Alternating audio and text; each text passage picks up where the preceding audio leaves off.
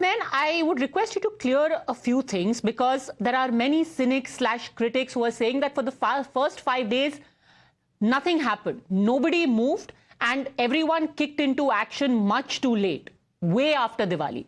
Can you please tell our viewers when was the first initiation of action done for rescue and relief?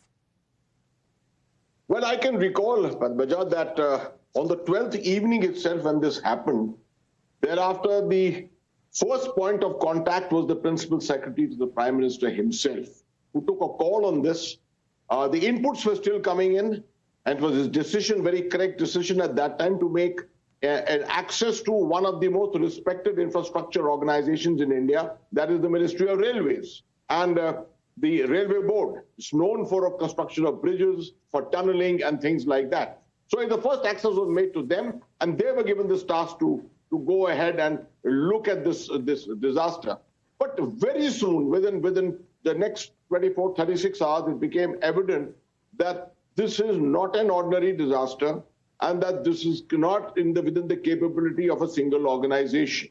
I think that's the time when the realization came this would have to be an all-of-government approach. The concept will have to be multiple agencies working simultaneously into it. That's the time, I think, when the DG NDRF and I also spoke to each other, and we established that WhatsApp group. I still remember that was a great decision to establish that WhatsApp group, and all the agencies started coming into it. It was all coordinated by Atul Karwal Saab himself.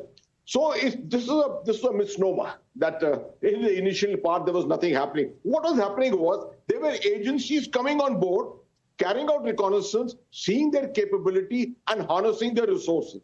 Now, in a disaster of this kind, it's not a question of arriving on the spot and getting down to work immediately.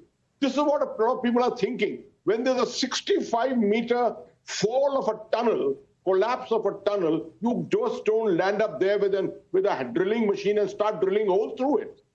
This is what has to be understood. So capability was being checked. The tasking was being done. In the army, we call it troops to tasks. The correct troops for the correct task was being placed. The NDRF was already there. The NDRF would have the call subsequent to the construction of some kind of an access inside.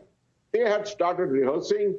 Compliments to them. They started rehearsing from day one. They were looking for all kinds of methods by which the final rollout would take place, etc. And they were there to give a lot of advice to people who were reaching there. So I think in that short period, about 48 hours or so, this kind of a reconnaissance was continuing. And the thing was perhaps the information buildup had not really taken place. Subsequently, when more and more agencies joined in, ONGC came into it, the Satluj Jal Vidyut Nigam Limited came into it, the BRO came into it, many agencies joined up. We realized we had to go for resources well away from Uttarkashi.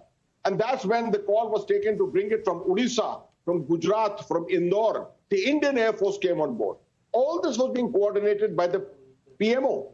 And when the movement of resources started by rail, by road, the coordination effort was all done by the MHA, the Ministry of Home Affairs, the Disaster Management Division.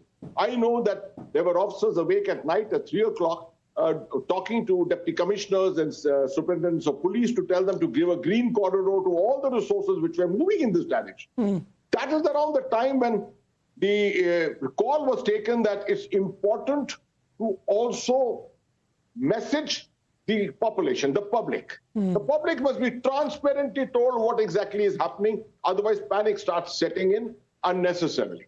What is very important in this kind of a rescue is we were clear that we had one resource in the beginning, a 4-inch pipeline which was inside, and we were managing to sustain them through crude methods of ingress, communication, little bits of logistics. But the moment the 6-inch pipeline was constructed, I think around the 18th or 19th of November, then things opened up.